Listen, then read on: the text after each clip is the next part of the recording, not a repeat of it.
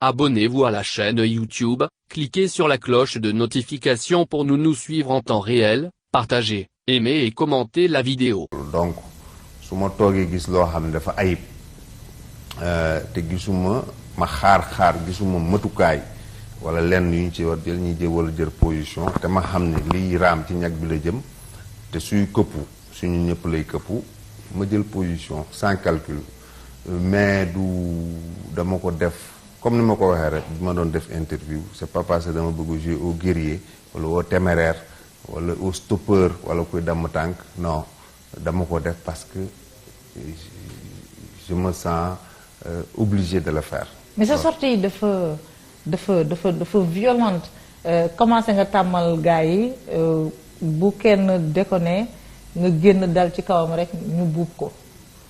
non loolu c'est-à-dire ni ngay génnee dafa. donc non je pense que ay interprétation lañ ci def parce que man dafa amul lu ma tekki ci biir APR ak majorité bi lu fondamental lu déterminant ba nga xam ni ku ma wax ñu buub ko c'est que instant yi may wax day fekk affaire bi xaw a jéggi dayoo comme ni ma ko waxoon su ma sañoon du ma wax bi mu mujjee wax ci weer yi dama toog sama xarit ni leen man jël naa résolution fii ba 2020 du ma waxati te ñaan naa ko pour mu bañ am problème wala safaan lu may obligé ma wax li mu mujj wax ni su ma sañoon du ma ko wax mais xam nga nag da nga mënul toog benn affaire di dox di raam ba nga xam ni day yàq der président de la république day yàq der suñu parti yàq der suñu majorité Sénégalais yi di interroger wu te wékkuwul ci dara loo xam ni dëgg la nga toog bàyyi safaan boobu di dem ba nga xam ni benn nit ñaar wala ñett ñoo koy def mu daanu ci kaw nit yépp loolu la mais je le répète su ma sañoon ci sama prise de position yu bari yu may jël muy ci affaire Petro-Tim muy ci affaire Sori Kaba muy ci affaire leneen ak leneen muy ba ci affaire bi mu mujj wax ni du ma ko jël parce que benn nit ci àdduna buggul nekk toujours ci fitna ci safaan donc. est-ce que du yow fitna moo lay dundal tamit. non fitna dund lu ma amul benn nit boo xam ni da nga bëgg je ne pense pas que fitna du la dundal mais li mu mënul mooy toog ñu nekk ab mbooloo nekk junni wala ñaari junni wala ñetti junni wala fukki junni ah benn wala ñaari nit topp seen safaat seen bakkan seen nafsu di def loo xam ne day këpp ci kaw nit yëpp duñ ko nangu parce que da nga ci bokk soo si bokkee nag da nga am boo xam ni si condition yoo xam ne da nga war a jël ses responsabilités loolu rek la mais du leneen.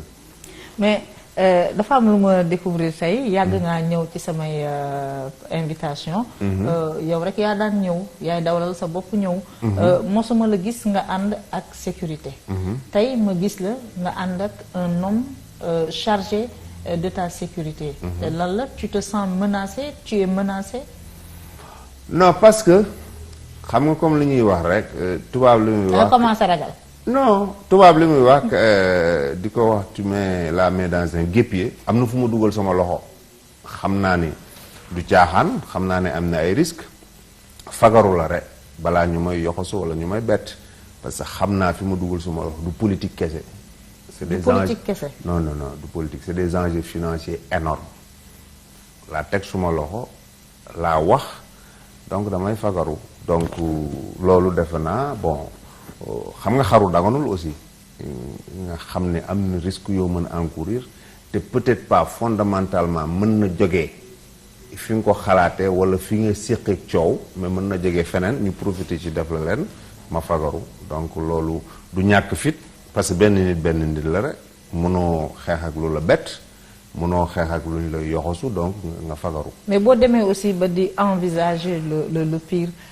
Est-ce que tu as la conscience tranquille aussi est-ce que sa xel dal na est-ce que sa xel dafa ñàkk comme. non parce que xam naa ni ñenn ñi ma ko séqal ay kàccoor lañu ñu si bari ay kàccoor lañu du ci ki ma ci tudd rek ki ci gën fës mais ñu si bari ay kàccoor lañu. mais ñu ci bari comme ñan yow Moustapha Cissé Lo nga fi tudd ak Youssou Touré. waaw Youssou Touré il est inoffensif. non bokkul Youssou c'était un autre volet comme ni ma ko waxee aussi dama préciser bu baax que suma mag la te seq nañu ay rapport xarit mais loolu dafa am lu ko gën a important c'est-à-dire munoo toog ci sa nafsu rek lu la neex ci say intérêt wala say préoccupation du moment nga wax loo xam ne day yàq der.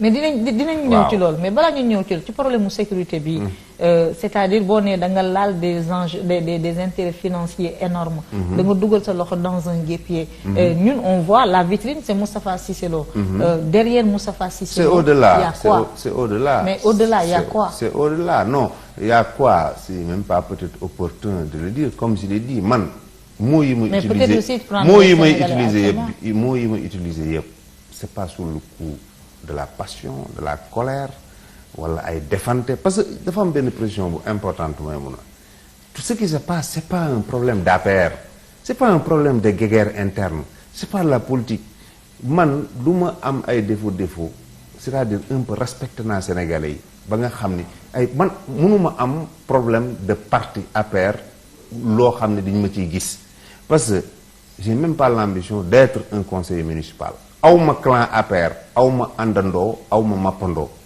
donc mënuma dugg ci benn guerre mais affaire bi ça transcende l'APR parce que bu ñu fàtte ni di ñu toog yéen ñi taskatu xibaar man mi taskatu xibaar man mi politique sénégalais lambda yi di ñu toog lu mat une semaine benn nit utiliser lu loo xam ni institution la quand même tribune assemblée nationale infrastructure suñuy voté budget mu ñëw wax fa intrant agricole économie suñuy wax mu wax intrant agricole suñu waxee sport mu wax intrant agricole di yàq deru régime bi mafia fan la njëkk génnee ci turam moom di wax ni mafia état bi di nekk mafia intrant agricole ak consort fekkee mais loolu yëpp ci ay waxu yu wéewul fenn su fekkee comme ni ma ko waxee mafia am na moom mooy illustrer mafia bi parce que xamal nañ ko loo xam ni du bari donc wax boobu dañu koy bàyyi mu law rek ba dugg ci bopp sénégalais yi. mais moom nan la mën a illustrer mafia bi bu fekkee ne moom producteur agricole la ngeen di jël ay intrants agricoles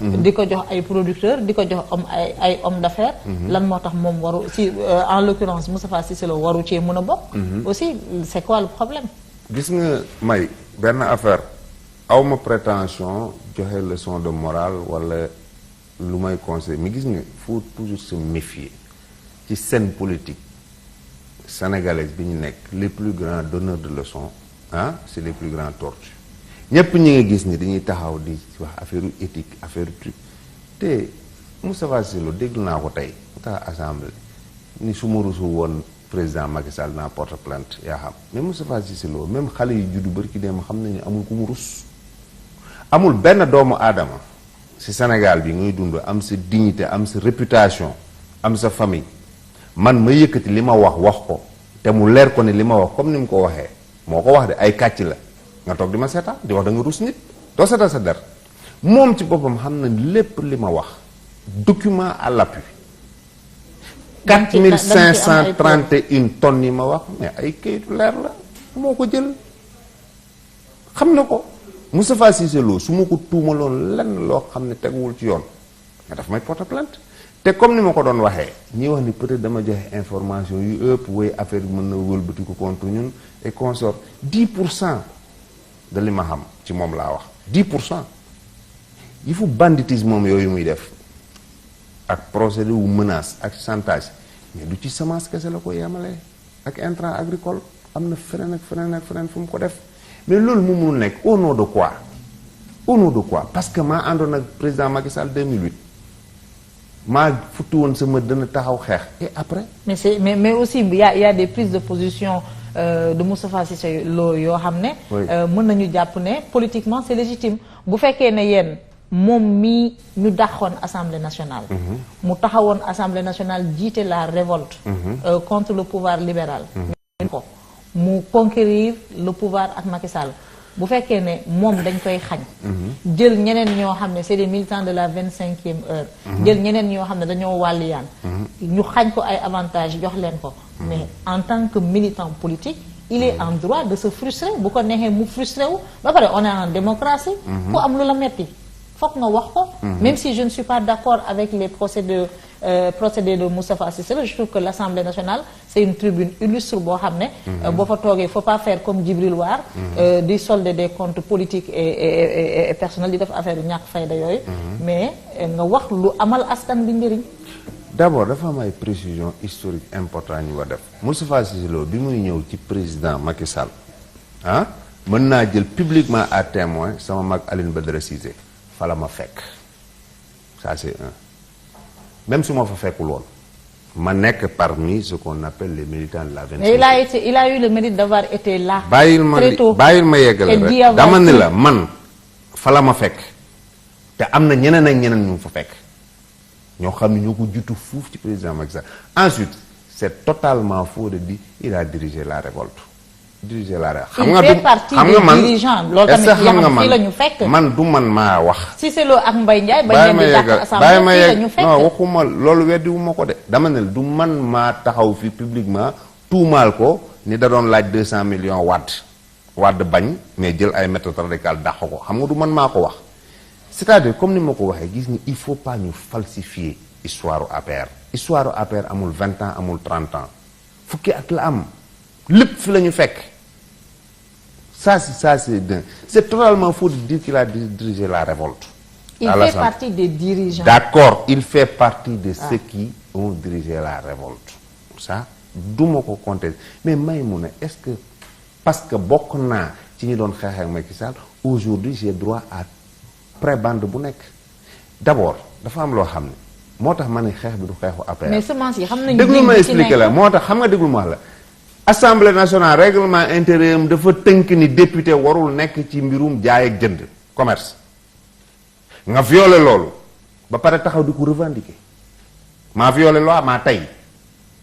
Ensuite deuxièmement est-ce que Moustapha Cissé Lo rek moo nekk député à l'Assemblée nationale nekk ci ay business fii gis nañ fi ay ministres yoo xam ne sax dañuy nekk ci di business ci biir ministère bi xam nga dugguma ci kii business man li ma mën wax sama bopp 96 laa commencé liggéey 2014 la ma président Macky Sall dugal ci gouvernement 2014 ba 2017 man de toute ma vie musuma lekk marché état lu dul benn yoon en février 2014 ma yor nekkuma ministre bokkuma ci gouvernement ma yor sama société de communication ñëw def prestation communication ci premier club de Paris lañ ma fay bi ñu ci dindee TVA yi mutul 9 millions et quelque la sinon ñaari compte la am benn bi mi ngi Ecobank benn bi mi ngi CBAO musuma lekk xaalisu état d'accord même keneen ku nekk ci biir di toppatoo ay feeru état mais dafa am loo xam ne may mënut a nekk mënoon nekk ci biir taxaw di wax dañu ma xañ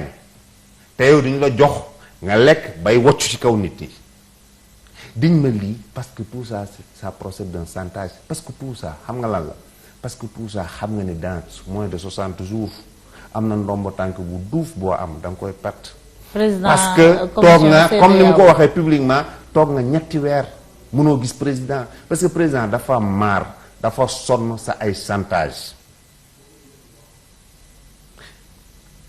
dama ne la ku taxaw di wax campagne président def naa ci 300 millions ñetti téeméeri millions ni législative yi def naa 100 millions parce que dafa njëkkoon ni 300 millions mu ne entre législative ak présidentielle def naa 400 millions mais lan ngay xëccantoo ci ay 50 millions 40 millions ci ay financement yoo xam ni suñ ko waxee fii du ko weddi parce que su ma waxee tamit mu ne ma dafa ma sosal mais 40 millions 50 millions financement lan la exactement mais yow soo génnee ci intrants agricoles yi mais moom si boppam dama koy wax na ko weddi gis nga mafia bi ma doon wax ci njabootam ak maam famille am mi ngi arrose 45 millions ANPEJ agence nationale pour la promotion de l'emploi des jeunes ay doomam jabaram jarbaatam la fa ñëw jël endossé dañu fa bénéficier d'un financement 45 millions de francs CFA DER bi ñuy wax ni DER dugal na fa demande de projet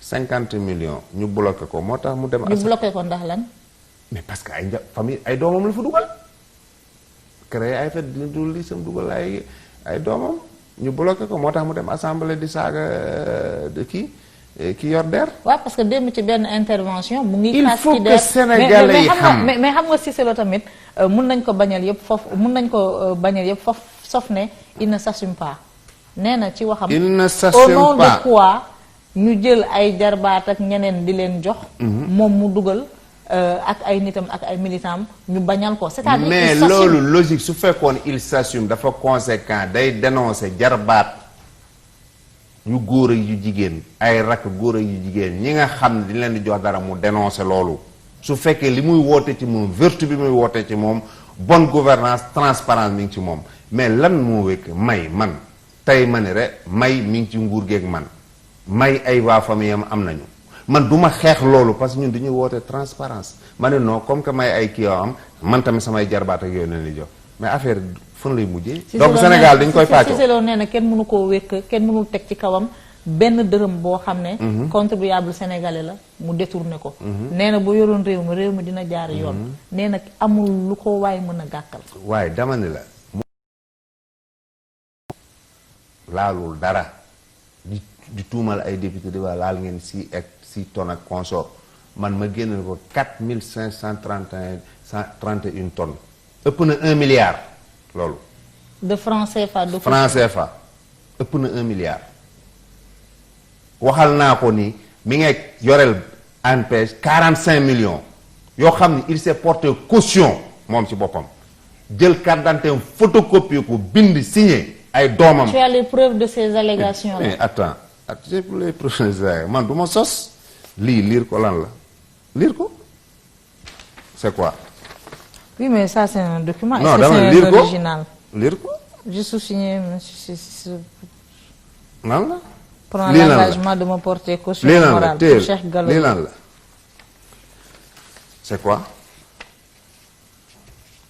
et ce sont ces gens-là qui donnent des leçons de morale qui donnent des leçons de bonne gouvernance li ma ko wax dama ne ko Moustapha Cissé man li ma wax man nekkuma ci bataille de positionnement nekkuma ci bataille politique et politicienne nekkuma ci fu APR mais c'est-à-dire on ne peut pas des gens yoo xam ne ñoo gën a dëng onze mooy li ñuy jàppee jën li ñuy def kenn xalaatu ko li ñuy génnee seen gémmiñ saaga xaste wax lu bon ñu taxaw ils veulent donner des leçons de morale à des gens peut-être qui ne sont pas totalement propres mais qui sont plus propres que. mais xam nga man ban problème lay am. xam nga yow daan nga fi daan def des sorties virulentes contre Macky Sall. biñ la laajee lu tax da nga ne.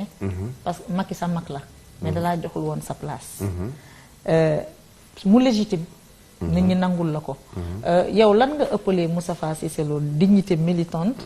ba muy wax ak Macky Sall leader am. yow nga ne da nga ciy dugg.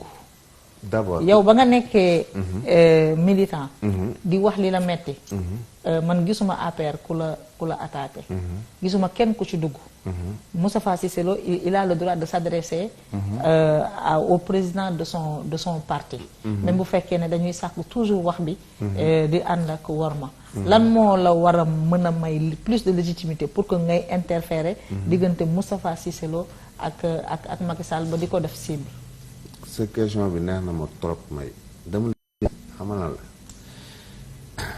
man dama ànd ak président ak Moustapha Cissé Lo Mbaye Ndiaye ABC Abdou Mbow Sitor Ndour keneen ak keneen Abel Thiam Aline Fall Racine Talla ñu siiw ak ñu siiwul ñu xeex ba 2012 man 2012 bi ñu xeex ba gagné président wàccoon ak man parce que dafa toog ma toog man moom ak yàlla mu proposé ma dara poste ma ne ko man lee moo ma gënal te jàppale ma ci mu jàppale ma ci bu baax. muy sa journal. voilà ak sama yeneen business mu jàppale ma ci man du ma yàq jëf nguur gi di daw comme ni ma ko waxee sama manque d'expérience ak sama fugg dugal ma ci yoo xam ni sama yoon nekku ci woon poste jotalewuma ak Macky Sall teraanga jotalewuma ak Macky Sall alal jotalewuma ak Macky Sall ma commencé ko indisposé mu artuma du ma ko fàtte mukk ba benn jour bu ma wax moytul sa bopp ma të yor sama journal su ma neexee ma sànni ay xar di wax comme ni ma ko waxee woon. nga exercer sa droit librement.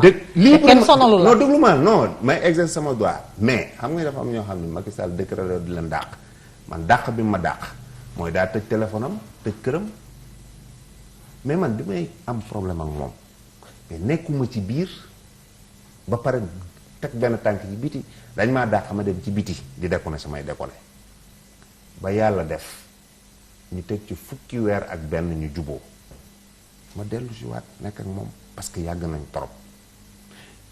C'est différent de nekk ci biir di lekk bay waccu ci nit ñi génn ci biti di joxe ay leçons de morale c'est pas la même chose ça c'est un deuxièmement mais Assemblée nationale APR moomu ko Parti socialiste moomu ko AFP moomu ko c'est une institution c'est pas un lieu pour régler des comptes politiciens c'est pas un lieu est-ce que dafa jaadu na député des Sénégalais ñëw parce que yow 3 mois mënoo gis Macky Sall parce que def nga ay njombe yoo xam ne bu mu tëj buntam mënoo ko jot téléphone. yan njombe. non njombe yi du mu si dugg su mu si dugg day mel ni ci ay détails politiciens lañ nekk affaire APR nga taxaw buntu tribune assemblée ñuy voté lu day ni budget ministère mënuma gis Macky Sall nga def na jaadu na Moustapha Cissé Lo il est vice-président de l'Assemblée nationale président du parlement de la CEDEAO taxaw tey ay ministre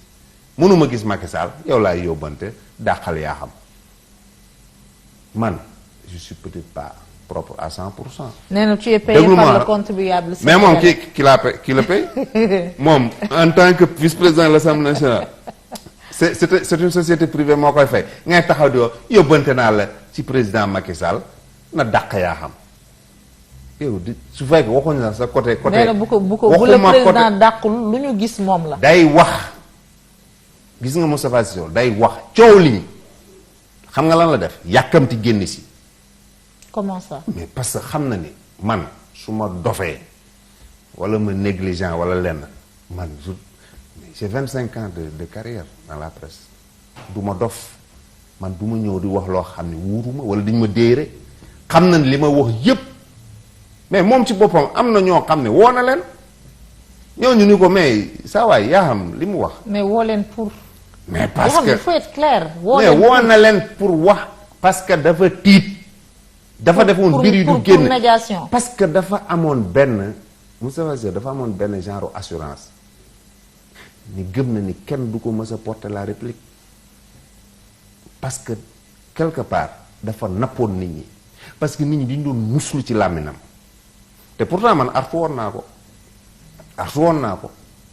artu naa ko moom ni ko bàyyil affaire yi ngay def parce que trop c'est trop mais mënuñu toog tey Moustapha Cissé Lo c'est pour des problèmes crypto-personnels et privés qui saccagent tout un régime l'image de tout un régime nga yeewu suba Youssou Touré après demee keneen ba nga xam ni peut-être aujourd'hui opposition bi sax doo leen dégg problème bi c'est intra-APR.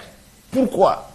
Pour des préoccupations personnelles. soo jëlee l'exemple mais affaire bi c'est plus mais soo jëlee l'exemple de Youssou Touré tout ce qu'il a dit sur une page ou plus de l'Observateur yekk a xame président de la République yekk a xame jabaram taxer tous les gens d'ingrats je lui donne la réplique après suba mu yeewu bëgg a sosal journaliste yi di wax journaliste yi ñoo ko bind lu mu bind après def benn sortie taxaw yekk ma lu ko neex yeewu suba comme tey woo ma fukki yoon ak ñaar pour waxtaan ak man.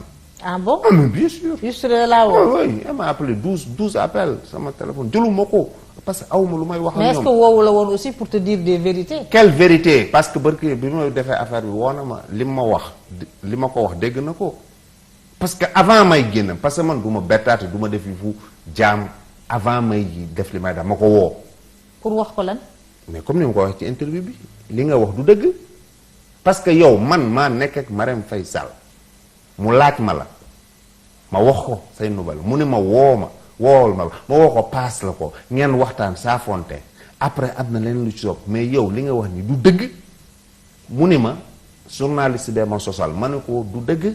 journaliste bi sosalu la li nga wax yaa ko def bàyyi lu da ngeen di wax seen i njombe ba pare sëf ko journaliste ma ne ko nag xamal benn affaire dinaa clarifier affaire bi mu ni ma non nañu waxtaan ma ne ko amul waxtaan parce que c'est trop facile.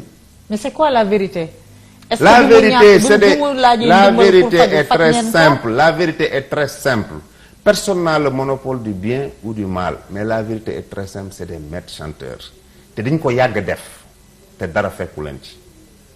dama lay wax ne man malgré proximité man bi ñu may jiiñ ak président de la République malgré proximité bi ñu may jiiñ ak Marème Faye mais je défie tout le monde je n'ai jamais bénéficié xalaatuma ko sax man dama amul sax sañ-sañ ñëw ci président di ko wax ay marché bu ma bëgg wala ma jox ko sama mbokk mais ces gens peuvent être là c'est-à-dire lu romb ñu raasaatu dañuy lekk ba seen biir fees ba seen pour fees ñuy wax wàcc ko nit ñi ba pare génn ci biti il se positionne mais sur le cas Youssou Touré il est malade c'est une vérité.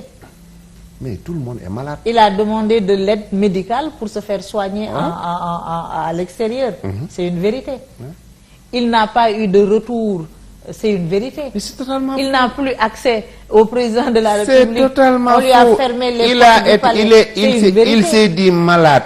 Il a sollicité la première dame. La première dame l'a fait évacuer en Tunisie. Mieux, la première dame a sollicité sa propre maman pour que Koko ande ak Youssou. Ah bon? Mais oui, mais Youssou ne peut pas le nier. Et je vais même donner un exemple supplémentaire. Ibrahima Fall, bu Dakar, département de Dakar, nekk chef de cabinet Abdoulaye Diouf Sarr. Bi Youssou Touré di dem kër yaayu Marème Faye, Ibrahima Fall la àndal. Mais comment on peut imaginer tout ça nga yeewu rek après wàccu comme ça yàq deru nit. Moustapha Cissé Lo ce dont il a bénéficié mais man xalaatuma ko ñemewuma ko man ñemewuma sax ñëw taxaw waxuma sax ñeme taxaw ci président Macky Sall mais président Macky Sall dégg ma sax ci couloir may wax lu jëm ci loolu parce que aussi appartenance bi ñu am ci président du benn man président du suma leader politique man suma mag la comme ni ma ko waxee loolu la daf ma yàgg yedd moytul xaalis moytul am-am contente-toi du cercle nécessaire. Mais quelque part. Mais mënuma d'accord ces gens-là taxaw mais après il faut qu'on arrête une chose. J'étais avec Macky Sall 2008 maa nekkoon ak moom ci poussière Podor bi maa nekkoon ak moom ci neige New York maa nekkoon ak moom fii alors j'ai droit à tout mais est-ce que moi bi may nekk ak président Macky Sall boobu nekkul ministre. Président Macky Sall bi may nekk moom sama kanam ak man ak Aliou Sall la nekkee directeur général Petrosen nekk ministre intérieur fu nekk mu jaar fa nekk premier ministre nekk président de l'Assemblée nationale moi est-ce que aujourd'hui j'ai tout est-ce que aujourd'hui dama war taxaw rek ni président ñoo ànd fépp ñoo def lépp ñoo def lii que man dama ànd ak président di xeex ak moom ba xeex bi ëpp dayoo ba 2010 moi j'étais obligé de démissionner dugg chômage 1 an créé journal Libération ànd ak président de xeex ba nga xam ne président sargal bi mu ma sargal en 2012 bi mu gagné président nekk président Sénégal journal Libération la génnee communiqué du Soleil du l'Observateur du feneen ak feneen la génnee communiqué remercier le peuple sénégalais ma am ci ma mën bàkko loolu est-ce que ça doit motiver que aujourd'hui ma ne président Macky Sall dafa ma war jox 10 millions 20 millions par weer est-ce que aujourd'hui dama man awma benn mbokk du jabar du mag du rakk du jarbaat du kenn kuy liggéey ci lenn lu méngaloog état Soleil bi ma nekk depuis ñaari at sama benn mbokk nekku fa mais il faut qu'on arrête maintenant loolu yow ñii dama ko war a am su ma ko amul rek damay taxaw assemblée nationale damay dem ci journaux yi ah mais xam nga yow révélation yi ngay def tamit ça n'aide pas ça veut dire aujourd'hui yéen a ngi jox impression population yi voilà que Moustapha Cissé Lo bu nekkee voyou il est porté par un état voyou. Non, j'ai pas dit ça. Non, dama wax li ma wax Maïmouna c'est extrêmement important. Dama ni l'APR c'est une majorité hein, à bonne image, c'est-à-dire ñi fa nekk c'est une écrasante majorité ñi ñu jub nit ñu gëm seen dëkk des républicains qui n'ont de leçons de démocratie et de patriotisme à recevoir de personne. Mais le problème qui se pose, bàyyi ma yegale, c'est très important, le problème qui se pose c'est les actes et les conduites de 2 ou 3 ou 5 personnes mooy jeter l'opprobre suñu dañu ko bénir dañ ko xam nga dañu ko bénir xam nga lu tax ma ne dañu ko bénir ñu gis ay producteurs ay sénégalais yoo xam ne wéeru ñu fen état am responsabilité taxawu leen jox leen intrant jox leen ay semences CNCA accompagner leen mu am ñoo xam ne c'est de vrais agriculteurs bénéficié wuñu yow yaa ne Moustapha Cissé Lo en li mu recevoir ci ay semences mat na ëpp na 1 milliard amuñu avantage yooyu tey nit ki parce que il est membre du parti au pouvoir il a accès à tous ces avantages ça c'est un problème d'équité sociale muy beneen bi ANPEJ agence nationale pour l'emploi des jeunes. financement yi ANPEJ di joxe financement yu ndaw ay 5 millions la parce que dañoo jàpp ne agence bi amul kii. amul doole ba pare nañu ko jox ay jeunes yoo xam ne. ils débutent dans le marché de l'entrepreneuriat. ngeen jël 40 millions de l'ANPEJ ANPEJ budget am 1 milliard 250 la. mu nekk salaire ak investissement ak lépp. ngeen jël 40 millions du budget de l'ANPEJ jagleel ko. yow yaa ko wax. des gens yoo xam ne c'est des membres de la famille de Moustapha Cissé Lo. xam nga waxoon nañ fi waxu DER. Zahra Iyane Thiam 158 millions. nga ñëwati def révélation ne Moustapha Cissé Lo am na fa 50 millions. pendant ce temps sénégalais yi nga xam ne Moustapha Cissé Lo gënu leen nekk sénégalais. gënu leen ëpp njëriñ ci réew mi. ñu ngi daw ci ginnaaw institution yooyu. mënuñu am financement. jeunes yi taux de chômage bi mu ngi yokku. Sénégal indice de développement humain bi mu ngi dégradé wu. tey génn nañu le classement des 20 PIB en Afrique on est à la 19e place. en Afrique saharienne en Afrique subsaharienne francophone Côte d'Ivoire Cameroun. Nigeria Ghana ñun ñëpp ñoom ñëpp ñu ngi ñuy devancer. donc aujourd'hui au-delà de cette crise interne de cette guéguerre bi am APR est-ce que tamit nekku leen di jox la preuve aux citoyens que réew mi équité sociale amu fi. que réew mi justice amu fi. que réew mi état de droit amu fi. et que yéen da ngeen di pàccoo bu neexee kenn buñ la xañee rek nga génn weer ñeneen ñi. Précision importante à faire, je n'ai jamais dit que am na 50 millions DER. dama ne dugal na dossier 50 millions dañu ko bloqué bañ. ah loolu ça c'est un. Deuxièmement moi je respecte l'intelligence des Sénégalais. Il y a des problèmes fi mu njëkk commencé règlement intérieur de l'Assemblée nationale defuñu ko pour dugal ko ci tiroir. règlement intérieur de l'Assemblée nationale def na ni ku nekk député mënoo nekk ci njënd ak jaay commerce donc. warul woon sax yegg ba ñuy wax am na 1 tonne wala 4500 tonnes il est député vice-président de l'Assemblée nationale. donc tu reconnais que loolu c'est une incongruité c'est un scandale. non bàyyi ma yeggale xam nga parfois on aime toujours les mots forts. dama c'est un mot fort qu'il faut utiliser. Ça c'est du détournement d'objectif. non dama ni xoolal waru fa woon nekk ba am tuppee comme tey ni mu ko déggee mu taxaw di wax waaw dëgg la de man laal naa mais diw laal na ak diw laal na. ça renvoie une mauvaise image mais xam nga problème bi comme li ma ko waxee c'est les agissements de 4 ou 5 personnes qui ternissent l'image de 2000 ou 3000 personnes. ñi leen ko nangul nag.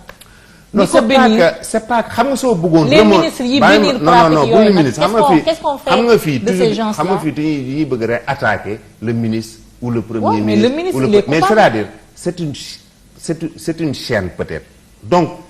Mais tout ça, mais les gens devaient dire bravo que l'alerte soit donnée. Aujourd'hui, Moustapha Cissé Lo comme ni ma ko waxee xam nga Moustapha Cissé Lo rusul kenn man je le pratique depuis 10 ans minimum rusul kenn man gisuma ku mu rus su fekkoon li ma ko waxal ay tuuma la heure bi kenn fekkeetu ko mais donc c'est tout ce truc et ce qui est relatif je dis au-delà de Moustapha Cissé Lo. Aujourd'hui yow déglu nga ko assemblée mu taxaw di diw am na donc là ça pose problème mais ce qui pose encore plus problème mooy que ces gens-là comme ni nga ko waxee am fukk yoo xam ne sénégalais bi amul benn fukk yooyu doyu leen ñu taxaw pour am ñaar fukk di chantage di menace di yàq deru tout un pouvoir alors que c'est totalement faux de dire que c'est une mafia qui est dans les intrants. C'est une mafia? Non, c'est pas une mafia. Il y a des hommes d'affaires qui s'enrichissent.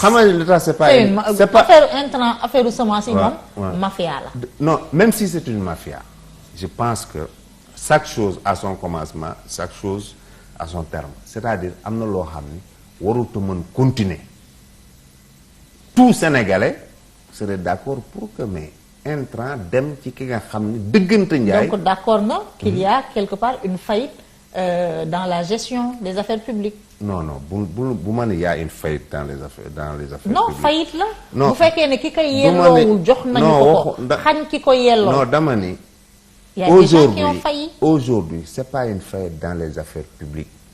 Il y a des problèmes qu'il faut identifier et qu'il faut résoudre mais dama ni la Maïmouna xam nga aujourd'hui les Sénégalais ont soif, assoiffés de discours éthiques, vrai ou faux, que ce soit les journalistes, la société civile, l'opposition.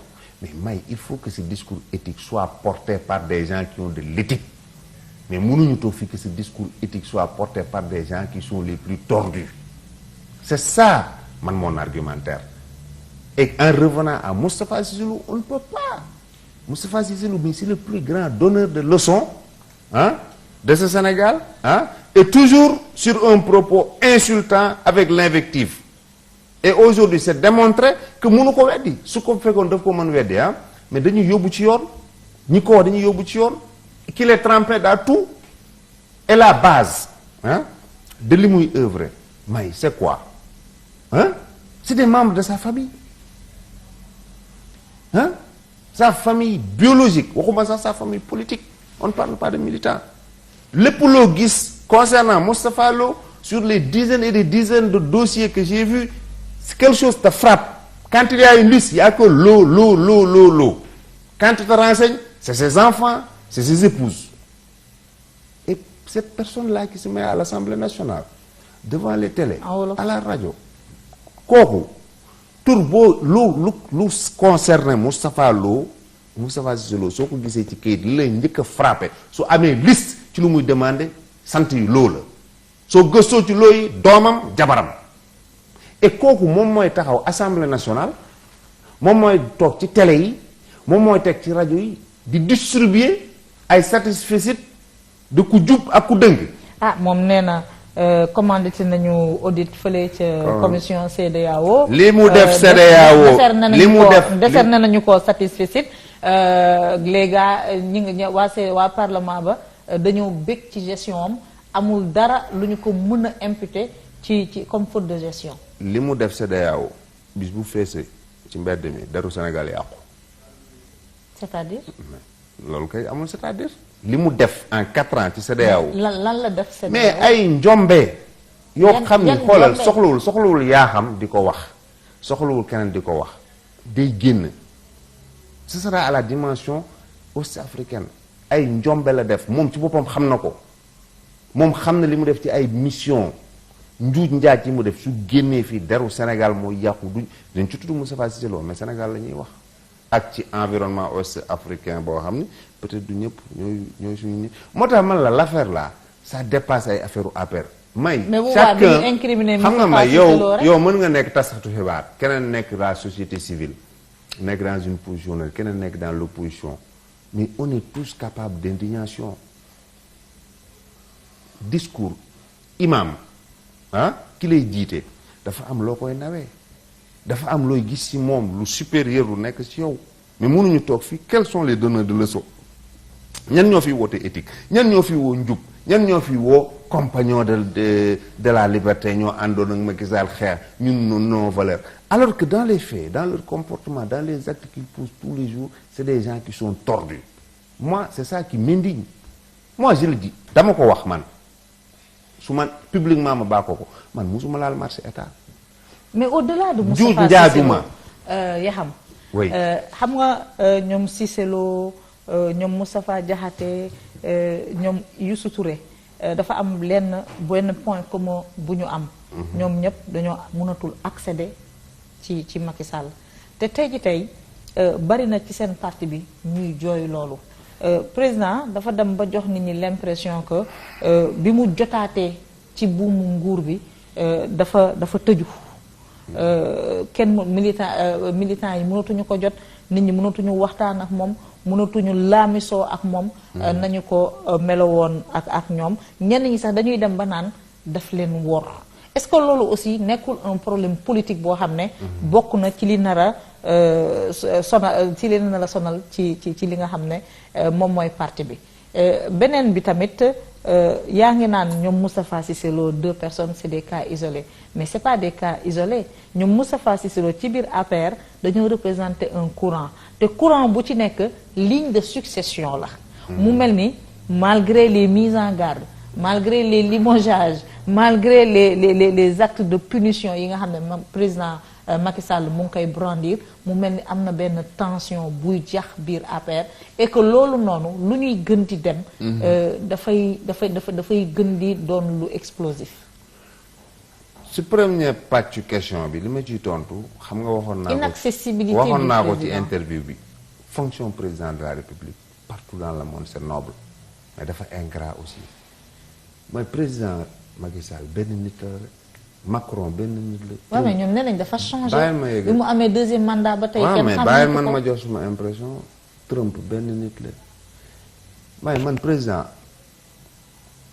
jot na ma soxla ko mu woo ma ñëw toog di ko xaar 4 heures ba 22 heures.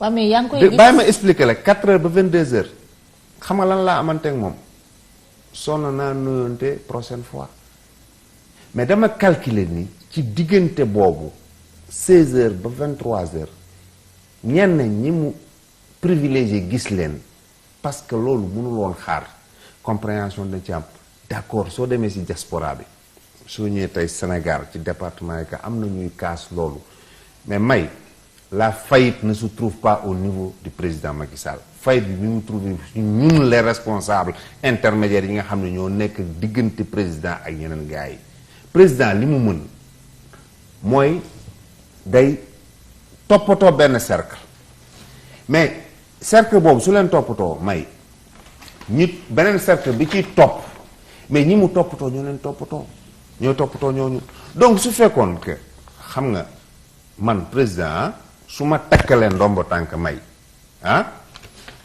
ma war toppatoo yeneen responsable yoo xam ne maa leen ëpp daraja maa leen gën jege président toppatoo leen ni mu war toppatoo mais ñooñu seen njàmbat du doon sax gisuma président Macky Sall mais pour dire que président dafa changé mais 24 février léegi fukki weer la nan la nit toogee 7 ans changé wul fukki weer mu bëgg ci changé loolu ensuite ci bokk yàq deru président la bëgg ko féewaleeg militants yi présenté ko ci image bu xam nga Youssou Touré ñëpp xam ko Macky Sall du membre fondateur comme ni ma ko waxee sama interview premier jour bu mu ñëwee audience Macky Sall ni damay adhéré biir après. du membre fondateur bàyyi ma expliquer la waaye paralyser na le système élémentaire éducatif pour servir les intérêts de Macky Sall en tant que syndicaliste. bàyyi ma expliquer la xoolal fànquma dara ci jëf ak méritu Youssou dama ne la bis bi muy ñëw di gisante ak président pour adhérer ba mu paree balaa muy génn président man la woo paas moo ko ma jël déclaration bind ko ci populaire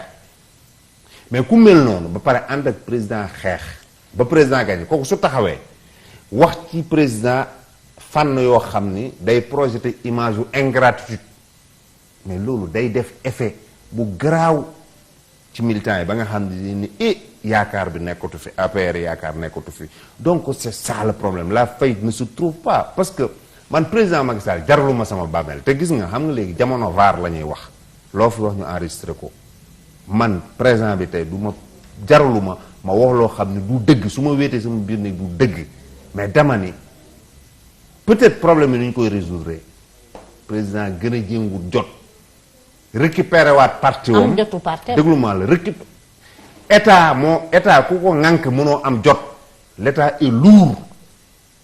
mais yéen seen parti bi dafa nekk. en état de comment avancer. seen secrétariat exécutif national bi dajeetul. non c'est faux. dajeetul lu bari fréquence bi bareetul. mais bi ñuy le contact est un peu rompu entre le président et les militants. non attends non tout ça. APR en tant que entité politique la xam nga pour lan image bi ñuy joxe ci Macky Sall te surtout parfois yenn suñu responsable di ko joxe c'est injuste et déloyal à la limite président Macky Sall personne n'a plus de temps à accorder à ces gens que lui la preuve la longueur de ses audiences la longueur de ses réunions la longueur de ses rencontres mais nañu waxante dëgg mais c'est-à-dire président ne peut pas s'occuper et satisfaire tout le monde il satisfait une catégorie boobu satisfaire beneen catégorie boobu seneen catégorie mu affaire doon escalier et on trouve benn affaire boo xam ne dina mais évidemment yenn comportement yi ngay gis yenn wax yi ngay en arrière plan comme li ngay wax yaa di tudd succession lu ñuy xalaat ak consort les manœuvres de consort faut pas insulter l'intelligence des Sénégalais bëgg esquiver affaire boobu wala bañ ko reconnaître. C'est vrai, il y a des gens qui ont des agendas, qui ont des schémas, des xamb fii taal, des activités consort. Mais c'est dans le domaine normal c'est dans le cours normal de la politique. Mais aussi yooyu suy am nga gis tamit ñun ñu am ay réaction mais tamit cette révolte des militants de la première heure tamit dafay projeter une image bu baaxul. Mbaye Ndiaye, Mariam Badiane, Mayel Thiam, ñoom Mor Ngom, bien que Mor Ngom c'est quelqu'un qui quatre yooyu nga cité yëpp gisuma fu ni dafa am révolte non xaaral waxuma ci révolte mais ñooñu ñëpp boo xoolee les premiers compagnons de Macky Sall dañu leen xaw a mettre à l'écart dans la gestion des affaires publiques. Mbaye Ndiaye il a fallu que mu yëngatu ñu tegaat ko ministre d'État xañ ko présidence au conseil des ministres. ñoom Mayel Thiam ñoom Mor Ngom ay nit lañu yoo xam ne c'est des compagnons de longue date du président de la République. Mor Ngom ba mu génnee gouvernement 2014 ba tey kenn intégré wu ko malgré que sax moom mu ngi continuer di wane coloré di feddali li nga xam ne moom mooy attachement am ci président de la République ak ñeneen ñoom Moustapha Cissé Lo ñoom Youssou Touré ak ñeneen tey ñoom ñëpp mënuñu xëy am benn position bi bu fekkul ne dafa am lu ci nekk dëgg. may xam nga vous avez bien fait de citer ay tour may comme li may wax ànd ak Macky Sall démb bërkaati démb cela ne doit pas dire que lépp lu baax rek lépp lu duuf bàyyi ma yeggal lépp lu duuf ci rënd bi rek légitimement et en permanence ça doit me revenir. Mbaye Ndiaye il a occupé l'un des postes les plus prestigieux dans le premier gouvernement du président, ministre de l'Intérieur. Mor Ngom, il a été directeur de cabinet du président, ministre des Infrastructures, je pense, ministre de l'Environnement, Mariam Badiane, ainsi de suite. Youssou Touré, comme je l'ai dit, il avait été instituteur le nekk Macky gagné def ko ministre conseiller pare ci loolu def ko ministre membre du gouvernement aujourd'hui mu nekk ministre conseiller mais man c'est parce que hier j'étais ministre membre du gouvernement siégeant en conseil des ministres aujourd'hui je suis directeur général du Soleil. Cela veut dire que man Macky daf ma toroxal. mais directeur général du Soleil c'est pas rien Ah, mais attends, en termes protocole, mais attends, man ak Abdoulaye Diop, aujourd'hui il est le ministre de la Culture et de la Communication. On siège ensemble en conseil des ministres. Léegi je suis directeur général du Soleil. Moom mooy sama tutelle technique. Ça veut dire que Macky Sall daf ma toroxal. Il faut qu'on arrête. Xam nga lan la ñu bañ lan moo bon globaliser. Il faut prendre les choses cas par cas. Si on prend les choses cas par cas, on peut discuter, voir des choses. Certes, il y a des militants qui sont frustrés. Beaucoup de militants.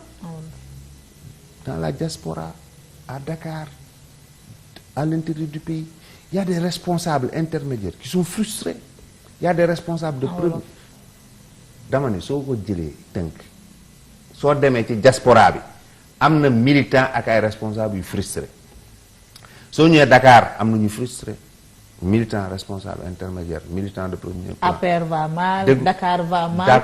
La am na mais parce que aussi xam nga lu tax peut-être da nga mën ni gis frustration yooyu ci degré peut-être na mu meloon 2015 2016 ak tey benn la mais toujours xam nga on est dans le domaine politique. Patience bi nit bi mënoon a am ak patience beneen bi nit di am di wax affaire de soo moytul 2024 sa lay jeex du benn moo tax mu exacerbé mais dans tout ça problème bi xam lan la man ma conviction personnelle ma lecture personnelle c'est que peut-être dimbaliwuñu ni ñu waroon dimbalee président pour régler tous ces problèmes toutes ces insatisfactions toutes ces frustrations defuñu ko et tout c'est le président qui l'encaisse. Alors wolof dafay tàmm di wax naan ku añaane sa ndono sa deewin ñaaw ci yenn analyse yi nit ñi di def dañoo jàpp ne président ni mu nanguwul ku aborder débat wu succession bi bëgg a tënk nit ñi bëgg a tëj nit ñi ak mesures yi mu jot a jël loolu bokk na ci li excité les militants ci li exacerbé li nga xam ne moom mooy les tensions au sein du parti. Parce que xëy na foogoon nañu ne bu limogé 2-3 personnes que nit ñi dinañu calmé wu. mais mu mel ni gars yaa ngi continuer di ràbb. mu mel ni courant yi mu ngi gën di préciser wu. ñenn ñi sax ñu ngi naan seen parti bi 2022 la yem. 2022 2021 bu ñu waree dem élection locale non seulement di ngeen am la pire déconvenue la pire que celle de 2014 des locales de 2014 mais parti ba fa lay yem. fa lay jaar xaajoo juróomi parti. may tubaab day wax il ne faut pas vendre la peau de l'ours avant de l'avoir tué li am suba du amul kenn ku yàlla sàkk xutba zaman wali wa ku mën doon ko koy xam lu am suba yàlla peut-être suba su ko neexoon mu yemale su ak dund bi suba APR liy xew ci moom 2020 2021 2022 yàlla kese moo ko xam mais tout le monde peut convenir que Macky Sall février 24 février la ko Sénégalais yi falaat pour 60 mois 10 mois la defagum 1/6 du parcours la defagum est-ce que jaar nañu toog fi di wax ay succession ay plan ay schéma c'est ça dëgg bi nañ ko wax problème bi c'est-à-dire 60 mois la ko Sénégalais yi jox mu def 10 mois defagul balaa muy sax def 10 mois Macky Sall 3 mois 4 mois la def gars yi commencé di jaabal ñii di daas di denc ñii di plan en face de mais ça, ce sont des ambitions légitimes. Mais attends, mënoon naa d'accord ay ambitions légitimes qui s'exacerbent à 1 an et demi, 2 ans du terme. Et vous pensez que le président dafa war bras croisés? Que les gens, c'est des gens qui ont des ambitions, parce que comme ni ma koy wax. Mais parce qu'il a fait douter les gens par rapport au terme de son mandat. Parce que kenn déggul déglu ma se nit ñi duñu calmer may journalisme comme li ñuy wax les faits sont sacrés, le commentaire est libre. De février 2019 à présentement kenn déggul ba bi coow li di commencé ñuy yëngulu kenn déggul président ŋaang wax dara lu équivoque wala lenn luy xam ni perturbé na xelu nit ñi mais dama ni la ay nit mënuñu toog président ñu fal ko février 2019 mu waat commencé gul sax ci dossier ba déroulé gul sax li ñuy wax projet am liggéeyal ëllëg les points yi ñuy wax 5 3 5 ay nit comme ni ma koy waxee man loolu sama appréciation bopp ñu si bari xamuñu seen bopp parce que suñu xamoon seen bopp ah yenn yi duñ ko def commencé ay plan commencé xamb fii yëngal fii monter ay nit consort et vous voulez que devant tout ça le président toog croiser les bras bàyyi une ambiance politicienne délibérément entretenue yàq boucher les horizons yàq liggéeyam non il est appelé à prendre des mesures pour mettre de l'ordre c'est tout. mais da ngeen di wax même pour Moustapha Cissé Lo dañuy lam-laame ne tel ministre moo nekk ci ginnaawam est-ce que yow à ton niveau et avec le courage politique que je te connais identifier nga ñooñu nga xam ne ñoom ñoo nekk di xamb di monter ay nit waxkat yi ngay dégg yépp ñuy indi safaan am na ponkal bu laaxatu seen ginnaaw mais ponkal bi kan la non mais c'est pas le lieu su ma ko du ma ko wax lu tax mais parce que du ma ko wax parce que ma liberté aussi d'expression du ma ko wax mais ñoom ñëpp xam nañ ni ci ay complot lañ nekk koo fi gis parce que ponkal bi yor ay ambition wala ay plan du exposé wu. mais waxkat bi day wut ay waxkat yëpp benn ponkal moo nekk seen ginnaaw wala. du benn ëpp na benn ëpp na ñaar. te ponkal yooyu ce sont des ministres dans le gouvernement. non loolu mënu ma ko préciser mais ku si nekk rek nga gis mu yëngatu rek second couteau la boo xam ne ponkal mi ngi nekk sa ginnaaw de xamba te loolu comme li mu leen doon wax bu ñu xeeb président Macky Sall parce que démontre na ñun ñëpp à plusieurs occasions dans plusieurs circonstances que moo ñu ëpp xam-xam parce que moo ñu gën teey te barewul wax day xam junni wax ñett donc li gars yi def yëpp moo tax ci interview bi keroog ma ni gars yu si bare ils ont le destin de l'araignée ils ont le destin mu jaayu jargoñ lañ yor parce que xam nga jargoñ moo dàq ràbb day ràbb du fi muy dëkk ba mu rafet ku gis tàccu mais la mu ràbb noonu ci biir lay deewee c'est évident parce que pas de langue de bois mais nga xam xalaatoo ne tamit cëru président de la république la mu indi dal parce que réew mi actuellement tension bi bari na trop. Même yéen seen tension bi ngeen di dund seen parti dafay am conséquence ci ni nga xam ne noonu la ñuy doxalee mbir yi parce que yéenay le parti au pouvoir xalaatoo ne bu taxawoon jël ay responsabilités comme na mu ko defee woon 31 décembre 2018 wax clairement ci affaire mandat bi wax ne sama mandat 2024 la yem wax ci clairement jël ci prise de position claire Sénégalais yi dégg ko. Après ci ginnaaw. bu jëlee ay responsabilités par rapport aux gens de son parti yi nga xam ne dañuy poser le débat prématurément sur la succession xalaatoo ne après décision bu leeralee loolu décision bu mu mënta jël contre ñooñu noonu opinion bi dina ci ànd ak moom. Maïmouna président Macky Sall bi ma xam lu ëpp ñaar fukki at xamal naa ko lépp xamal naa ko yërmande ba nga def ne faiblesse la muñ ba nga def ne faiblesse la xamal naa ko lépp ba mu des bañ jël ay responsabilités mais illustré nañu ko en novembre 2008 bi ko Ablaye Wade ak nguuram bëggee teg lu mu nangul dafa démissionné président assemblée nationale démissionné maire Fatick bi ñu ko fa delloo passeport diplomatique delloo lépp luy ndombo tànk ak yelleef bu ñu ko joxoon dugg ci gott bi xeex ak Ablaye Wade gagné donc kooku du ku ñuy wax bañ jël responsabilité nga xam ne léegi nit ñi dañuy juum ci jël sa responsabilité mooy la demande médiatique. Mais c'est pas une demande médiatique. C'est une demande nationale. Bàyyi ma expliquer la demande médiatique. Sénégalais yëpp bàyyi ma expliquer la demande médiatique ou la demande d'opposition président na wax pour leeral mais ce qui est contradictoire parmi les plus grands les plus zélés relativement à cette demande ñi ci gën a xër ñooñu soo leen xoolee ku si nekk ku nekk day ni man waxu Macky Sall doyu ma mais may ma ku sa wax doyu loo koy waxee mu wax. mais du ñooñu. ensuite mais président intéressé. wax na li muy war a wax waxaan li xam nga tey loolu lañu jël deuxième premier troisième quatrième cinquième mandat suñ ci waxaatoon suba ñu indiwaat benn affaire mais le président ne peut pas passer tout son temps à répondre à des injonctions yoo xam ne c'est pas des injonctions du peuple sénégalais parce que les injonctions du peuple sénégalais s'expriment à travers un référendum et des injonctions de groupuscules. mais yaa xam ñun ñii di dem fu ne. di taataan xibaar.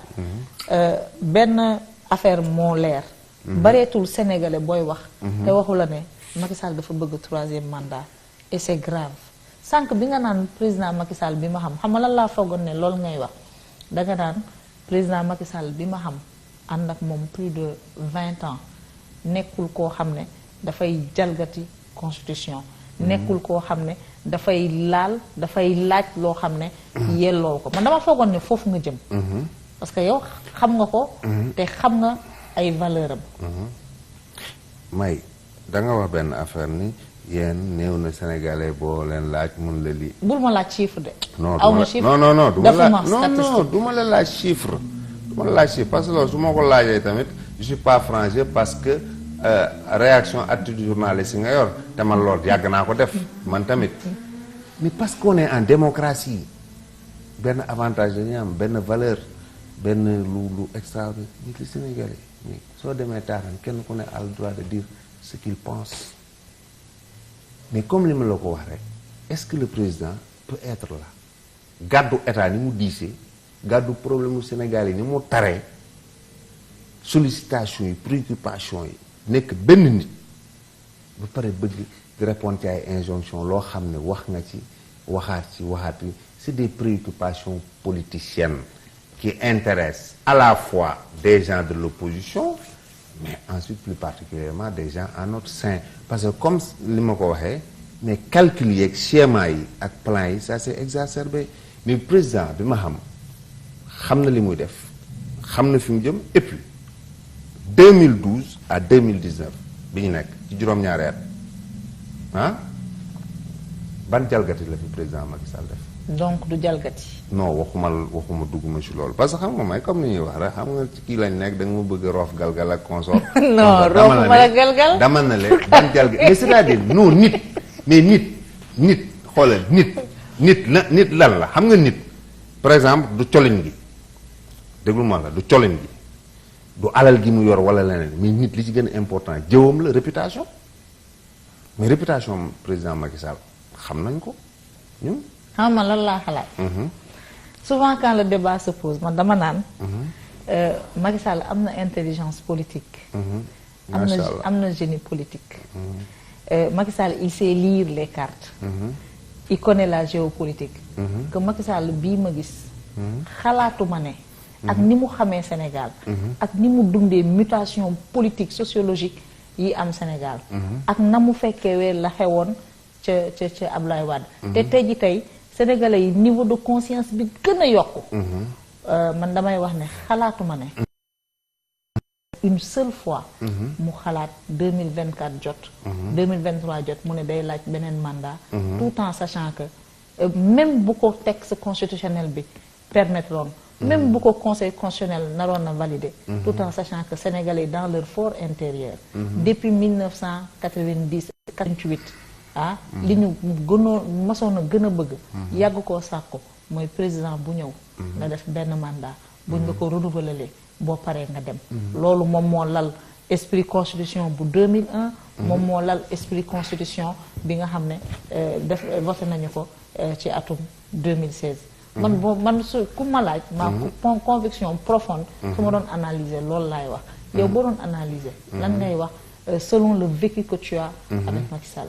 non xam nga d'abord sa analyse bi ci Macky Sall rafet na trop mais xam nga toujours lu ñuy wax ci àdduna rek lépp ordre de priorité la xam nga yow yaa ngi ci analyse yow yaa ngi focus ci ay premier deuxième troisième quatrième mandat mais Macky Sall mi ngi focus ci une course contre la montre pour li mu diggante. waxuma Macky Sall yow laa wax. non bàyyi ma expliquer mais li mu diggaale ak sénégalais yi ba pare mu ëmb lépp ci PSE.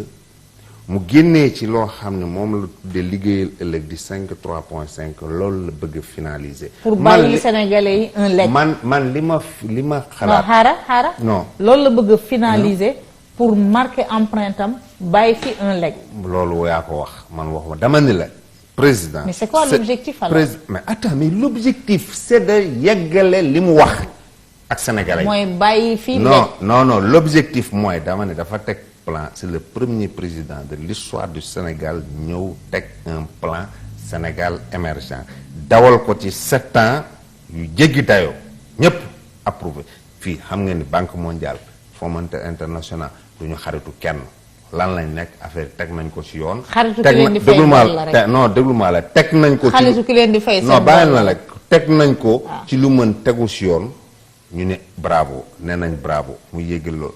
donc may war nga am préoccupation man déglu ma expliquer la may soo nekkee ci biir ak soo nekkee ci biti du benn gis nga man samay état d'âme samay préoccupation samay analyse ak samay commentaire président Macky Sall laa ko réservé ak espace ya ñu toogee dadul yoon ma génn ci biti tax waaw mais man laa xalaat mais man question bii may posé wu ma ko le directeur général du awma conviction comme ni ma ko répété est-ce que fii laa ko waxee woon man awma conviction sur le plan quand même expliquer sur le plan politique je n'ai pas de conviction à exprimer publiquement j'ai des convictions parce que ku ma xam secrétariat exécutif damay woddoo sama làmmiñ damay wax de daje bu ñu mënte daje la ma xalaat dama koy wax suñuy bindu di yee maa ci njëkk bindu laay bokk quasiment musuma fàttali ko fu ñu daje di waxtu bindum la ma war a wax dama ko war a parce que éthique bi ma sas mooy que dama nekk ak président Macky Sall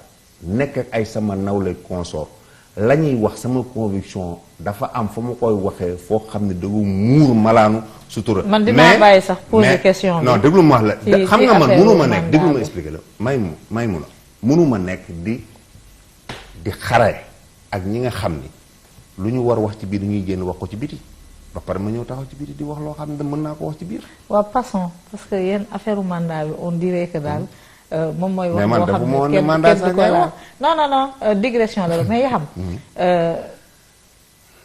Moustapha Cissé Lo ay doomam. génn nañu. attaqué la. au bas de la ceinture. génne nañ sax ay vidéo ñu wane la dans un espace privé mais ça c'est ta vie privée. Youssou Touré démb aussi voilà attaqué na la au bas de la ceinture c'est-à-dire comment tu vis ces attaques là parce que yow tamit am nga famille am nga njaboot wala yow loolu ça ne te pose aucun problème. Ça ne me pose aucun problème d'abord je ne pense pas que dañu ma attaqué au bas de la ceinture donc Moustapha Cissé Lo la def génnee benn vidéo boo xam ne dama toog vidéo bi waaw dama toog ci un anniversaire ak sama rakk mu ànd ak jabaram ak ay sëru jabaram ak ay xaritam ma yor sama téléphone du jeu ñuy déglu musique di wax man je ne suis pas moi je verse pas dans l'hypocrisie sénégalaise pas parce que ministre la parce que autorité la j'ai pas le droit génn dem fenn foo xam ni du mbirum góor jigéen du mbirum dorog du mbirum franc-maçon du mbirum lu bon aisé wu su fekkee am na ku am jot ku ñaaw xel ku bon ku ngóorewul jël téléphone am bett di filmer mais filmer loolu laa ko wax mais ni ko peut-être yow sa papa tamit mënoon nañu ko filmer ci yenn circonstances donc c'est pas de la grandeur et ça ne me touche pas quant à ma famille ak ñi may àndal muy ki may dawalal soxna jabar yaay xam nañ posture bi ma taxaw je sais que j'engage des choses je recevrai des coups mentalement et physiquement je suis prêt parce que sama maam bi ci sama papa moo ma doon góor du onk nan nga bëgg jaamaar loola xeex mais l'essentiel xeex bi may xeex du ma sosal jomb naa sosal Moustapha Cissé Lo jomb naa sosal Youssou Touré te gis nga xeex yi nga gis ma fii xeex yëpp ak képp ku bokk suñu parti balaa may def déclaration woo naa la ni la lii nga def. woowoon nga Sori Kaba. ah Sori Kaba woo nga ko. woo naa ko jotuma ko mën naa ko waat keneen ak keneen muy El Hadj Kase keneen Youssou Touré woo naa ko Moustapha Cissé Lo artu naa ko avant parce que dafa amul lu wékku ci fenn président mënu fi nekk uuf ñu ñun ñëpp boot ñu ñëpp may man avant président Macky Sall damaa ñeme sénégalais yi bay teg sama ndënd di wut dara président Macky Sall la sénégalais yi fal ci darajaam ci barkeam mu jël signature am takkal ñu ndombo tànk soo ko mënul servir loyalement soo amee ci doxalem lu la neexul nga am sañ-sañ ñëw ni ko président gëmatuma la wala je doute wala li ma ci yaakaaroon gisuma ko fi maa ngay dem mais soo demee ci biti di sànni say xeer di def lu la neex man duma am lu ma la reproché mais li yoon nanguwul li éthique nanguwul li ngor nanguwul li leneen nanguwul mooy nekk ci biir di profiter de tous les avantages parce que nguur partout dans le monde du Sénégal fait nguur ça rime avec des avantages mais dafa am ay privations parce que soo nekkee ci nguur nekk ministre am na ay avantages mais après dana leen ministre bi mënul dugg tel lii ministre bi mënul taxaw fii ministre bi taxawul te donc dafa am ay avantages am ay privations mais nga nekk ci biir am ay avantages yooyu yëpp ba pare bëgg a taxaw ci biti c'est-à-dire xam nga Sénégal qui veulent avoir tous les privilèges du pouvoir et le privilège de l'opposition. Le privilège de l'opposition, c'est quoi? C'est contester. Baaxul. C'est démocrate, c'est constitutionnel, c'est républicain. Képp koy taxaw di opposition di contester son privilège de contester c'est parce que da nga xamul démocratie mais bëgg nekk dans le pouvoir am tous les privilèges du pouvoir ba pare am le privilège de l'opposition dafa tegul ci yoon donc ensuite pour résumer mais man du ma xale am naa xel fi may dugal suma loxo xam naa li ma ciy fekk donc xam nga man jomb naa xam li ma ciy fekk ay coups dal ma ba pare may ñëw ci président di jooy wala may jàmbat non des coups je sais que j'en recevrai c'est-à-dire que ma yëngutu ma bañ yëngutu j'en recevrai parce que je suis une cible mais c'est que mentalement je suis prêt à les recevoir li may ragal rek mooy coup dal ma ba nga xam ne damay daanu dootu mën jóg mais tant que mu may dal jomb ma daanu ba pare jóg xeex y a pas de problème ma famille mes amis c'est clair xam nañ samay position xam nañ samay ko du tout le monde n'est pas d'accord am nañu suis d'accord am nañu suis d'accordul que je m'expose trop voilà mais bon c'est le choix su ma demee ba un jour xadar boobu gëm-gëm googu ak conviction boobu gisutuma ko ci président ah damay ñëw ci moom ni ko mag sama ah gisu li ma gisoon mu jaral ma may xataraayu ah gisutuma ko parce que je peux le dire haut et fort du oto du kër du compte en banque bu am 100 millions ou 200 millions du avantage du action du lenn moo tax ma koy def parce que président Macky Sall bi ma koy xam maa ngi jeexal suma jàng ci université xaritoog Aliou Sall xaritoog taqe benn xaritam yàlla na ko yàlla yërëm te yoo xam ne Ousmane Masseck Ndiaye ñu xamante foofu mosuñu tàggali ko lu dul ci ay xam nga mag la moom am ay rak déconné parfois xuloo juboo consort mais c'est ça c'est rien d'autre mais comme je le dis moi j'ai pas de leçon de morale à donner à Moustapha Cissé Lo man je n'aime pas les donneurs de leçons mais dafa am taxawaay boo xam ne dafa ko taxaw du cëram. lui moom am na leçon de morale yu mu la mën a jox. kookan la. Moustapha Cissé Lo. Moustapha Cissé Lo en tout bugguma wax lu xam nga man saagante wu ma ak moom contrairement saagante wu ma ak moom mais dama ko mën juger rek ci li ma ko xamee minimum fukki at li ma ko xam Moustapha Cissé Lo du ma gis ma joxoon leçon de morale Moustapha Cissé Lo waxam yëpp saaga la moom saaga rek la am mais moo ma mag Moustapha Cissé Lo magee na ma fukki at ak juróom mën na ma yedd su fekkee dafa ma gis ci loo xam ne jaaduwul mu woo ma yedd ma ah dama koy nangu nit mais amagul li mën am ba am mooy ñaar ba ñetti yoon man gis naa ko mu taxaw te comme ni ma ko waxee sama indi parce que foog nit yi suñuy wax ñuy lire li muy wax Moustapha Cissé Lo man déplacé wu naa dem këram mu nekk ci position comme yi mu nekkoon mu nekk ko ma dem fekku këram toog ci salon ak njabootam waxtaan ak moom ni ko mag lii du yoon mu defaat ko ma waxtaanaat ak moom ay waxtu donc y a pas de problème de personnel ou problème politicien à régler mais comme li ñuy wax franchir le Rubicon ah soo ëppalee waaw foo xam ne soo ëppalee du ay wax moo fa am di ñuy suñu yeddee yedd ba nga bañ waxtaan caresser dans les sens du poil après su jotee jël ay yet ñu jël ay yet c'est aussi simple que ça. Yakhya Mbaye maa ngi lay remercier. merci ci échange bi nga xam ne am nañu ko. C'est la fin. C'est moi qui vous remercie et remercie les téléspectateurs de 7TV et à la prochaine fois.